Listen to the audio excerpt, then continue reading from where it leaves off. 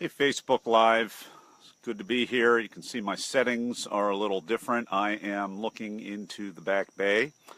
I'm here at Sandbridge Beach for family vacation and just got finished with my little daily reading of the 15 Laws of Growth.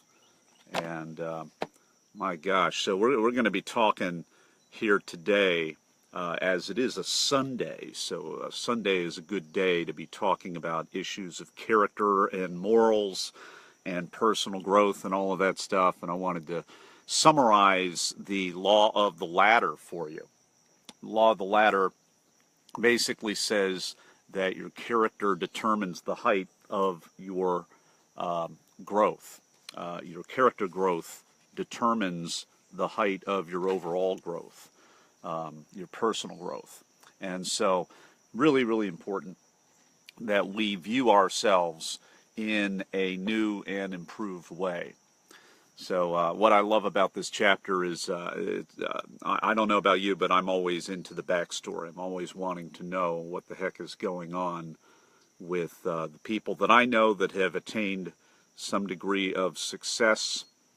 I always want to know what the backstory is. I always want to know what's not being said, especially not being said from the stage, not being said even on the podcast. I want to know. And in this chapter, chapter 9, hey Jack, how are things back in Yardley, man? It is chapter 9 here. It says a story about some of my friends from Guatemala, Jerry Anderson, who I was in Guatemala with about 4 or 5 years ago now.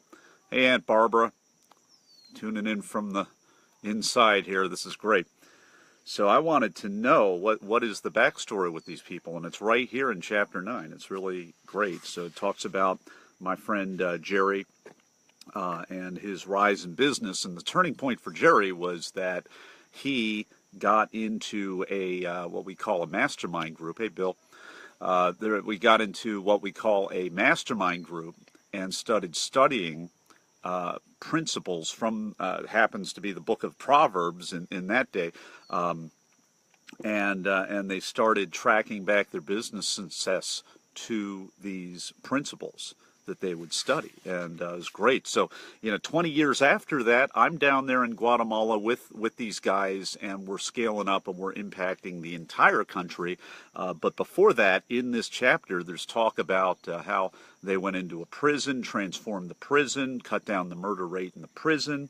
I'm glad they didn't send me to a prison when I was in Guatemala, because I think I would have been in a form of prison or a form of doghouse with my wife when I came back if they would have sent me to a prison to teach when I was in Guatemala with Jerry and John and everybody else. I'm really glad that I didn't have to do that. But I mean, character is so important, and then there's some evidence-based research here in the book about character qualities. And what we did when we were in Guatemala is we asked the Guatemalan people, we said, what character qualities are most important to you? And they listed out like 15 character qualities, and then they listed out about 15 leadership qualities, and we picked the top I think 20 of those, and we went in and we taught it, and they were culturally relevant character qualities as determined by the people, and that's part of what made it so successful. But right here, there's evidence from research that says, do you know what the number one most important character quality is for a leader? Above everything else, what is the most important character quality? And according to the research that John has found, it is honesty. So character is really, really important.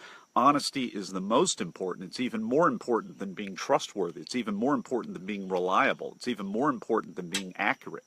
I mean, those things are really, really important. But above all those things, it's honesty. Because, I mean, you think about it, the foundation of leadership, and if you can't trust the people that are leading you in terms of their honesty, who can you trust? Why are you there? So really, really, really important that we start with honesty. And then there are 5 steps here on the ladder that John Maxwell talks about. Number 1, he talks about character matters. So I'm going to focus on being better on the inside than I'm on the outside.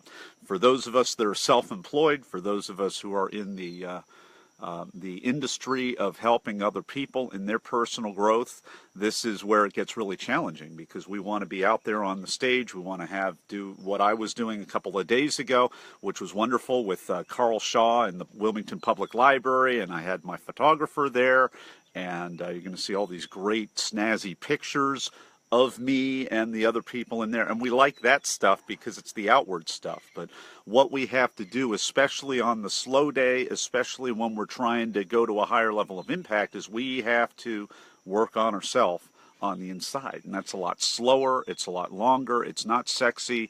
You can't, if you Instagram it or Facebook it, then it kind of defeats the purpose.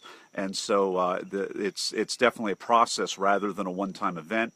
And as a lot of people say, it takes years and years and years to be an overnight sensation. So whatever you're doing in your life, whatever work that you're in, you could be in the paint business like Brian. You could be, who else? You could be a nurse like Aunt Barbara. You could be whoever else popped up in here. Whatever your job is, whatever your industry is, you got to work on the inside and do the hard work. Aunt Barbara is loving this from the room right in there. Is that why everybody else is huddled around? Possibly. Everybody else is huddled around in that room right there, probably watching me and getting a big kick. Yeah, they're waving. Yeah, Aunt Barbara's waving at me. Yeah, right there in the other room. This is a little too meta for me. Renata, good to see you. So it's important to be better on the inside than you are on the outside. And when you up level yourself on the inside, sooner or later it's going to trickle up and become visible to other people on the outside. Here's another thing, people matter. This is a second rung on that ladder. He says people matter. So follow the golden rule. Golden rule comes from that old book of ancient wisdom called the Bible. If that's not your thing, that's fine, but it's a historic book of wisdom. It's universally recognized, whether you believe that it's inspired or not, whether you believe that it came from God above or not. It is a significant, life-altering book of wisdom. And so the golden rule just says that you're going to treat other people the way that you want them to treat you. Some people about 20 years ago started like hot dogging and up-leveling the Bible and saying something called the platinum rule, which is find out how they want to be treated and treat them that way instead of the way you want to be treated. But I think that that's probably really the golden rule, is finding out really how they want to be treated, and because we want to all be treated the way we want to be treated. But anyway, so people matter. It's really important to follow the golden rule and treat people with respect. Now, we can treat people with respect as simple as the driveway and the road, which is really, really hard. Like, I was driving down here to Virginia yesterday, and if you live where almost all of my family lives, up in Philadelphia, Delaware, for myself, so I have an easier drive, but I still have about 250 miles and like a 2-lane stop-and-go highway all the way to Delmarva.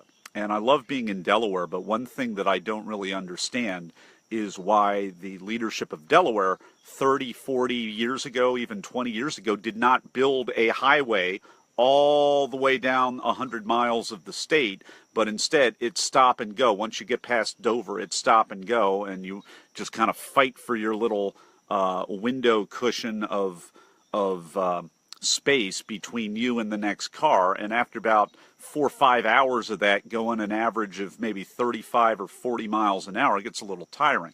So it starts really on the road, treating other people with respect, even when you're trying to maneuver a little bit. And that's a little word for the wise, I think, for all of us. That's probably a word for me when I'm driving back. Hey, number 3 on the ladder, passion matters.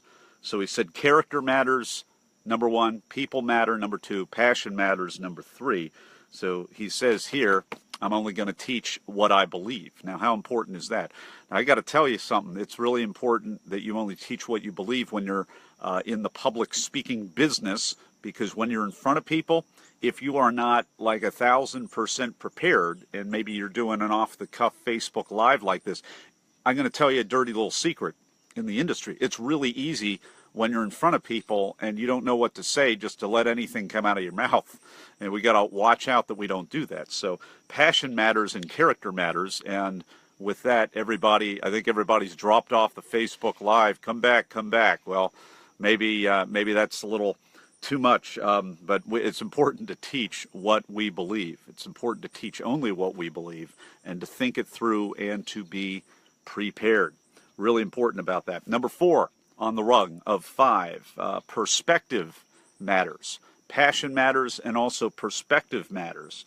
So he says, I will honor humility above everything else. It's really important. You know, John F. Kennedy had a little quote on his desk of, I think, what was that called?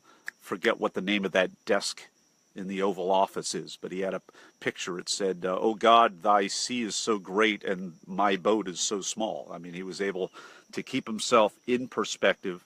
We have to know that we all have blind spots, we all have weak spots. That's okay, but we just have to own up to it and be aware of it. And you know what? The good news is that nobody expects us to have it all together. Everybody knows that we're just people, at least the people that are worth leading. Everybody's worth leading, but the people that are worth, the leaders that are worth leading are going to look to you and not be dazzled by your greatness or whatever. They're not going to be blind followers. They're going to be cogent leaders. And so it's important that we recognize that no reasonable person is expecting us to have it all together. And we can be willing to serve, we can be able to serve, we can be grateful. And then finally, the 5th rung of the ladder, faithfulness matters. Faithfulness matters. We have to strive to finish well, because, you know, we can undo a lifetime of good deeds in 10 seconds or 10 minutes. Hey, Sheila, we can undo all of that very easily just with some dumb ideas or dumb thoughts or dumb quotes that go viral, or dumb videos that go viral. And so it's important to be faithful, and it's important to finish strong. So let's go back over the law of the ladder here. The law of the ladder basically says that the inside character determines the height of your outside. And to quote it, whoa, sorry everybody, whoa, look out, my hand's getting a little sore, I guess. Says character growth determines the height of your personal growth. Having more family members waving at me from the inside here, it's a little distracting. So the 5 rungs of the ladder, just to summarize: number 1, character matters. So we're going to focus on being bigger on the inside than on the outside. Number 2, people matter. So we're going to follow the golden rule. We're going to treat other people the way that we would like to be treated. Number 3, passion matters. We're only going to teach what we believe. We're only going to teach that which we know to be true.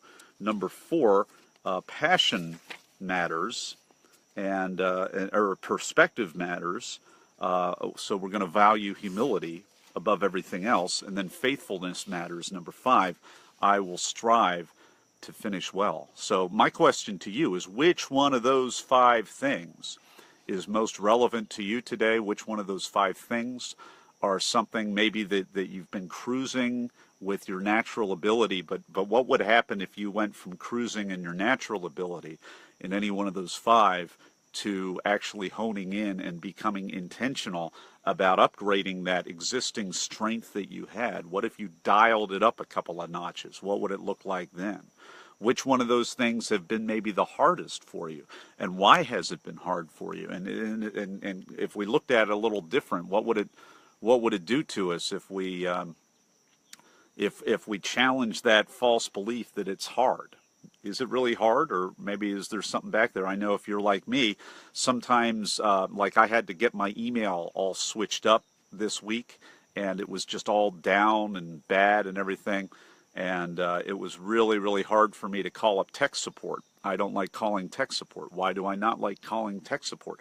Why is it? Well, maybe it's because I have childhood memories of my father seeing patients for 14 hours, getting the platinum service in the 80s for tech support, which meant that you could be on hold 24 hours a day instead of just 8 or 10 hours a day. And watching my dad, who had already put in a full day and a half work or 2 days of work and being up until 1 in the morning doing tech stuff. Now, I remember watching that as a kid. Is there any wonder that I don't like calling up tech support? Because I think that's going to happen to me. But you know what? I forced myself to call up the tech support. They actually helped me unscrew up and fix my email issue. And as a result, I'm not losing important emails anymore. Now, what, I mean, silly man, Nathan, you say in your head, man, I don't have a problem with my email. Well, what's the problem for you? There might be something. It might be a relational thing. It might be something else. I don't know. But I wish you well. Let's work on our character today. It is the Lord's Day for many people. It is the Sabbath for many people. It is Sunday for many people. And just look at this gorgeous view. I am so blessed and privileged and lucky to be here. We usually don't get this beach house. This is only available, this one with this killer view. Unfortunately, I have family members' swimsuits that are right here hanging off the railing, so I'm going to try not to show you that. I would like to rope off this. Maybe that could be a little gentleman's rule in the future that I could use my influence for. But isn't this gorgeous, my friends? It is so good to be here. So I will be updating you a little bit more. Unfortunately, I will be, well, fortunately, because we're going to be doing a mastermind on these 15 invaluable laws of growth back in Wilmington later this week. So I'm actually cutting this vacation short to be back there with you, or if you're local, with you, if you come, if you sign up.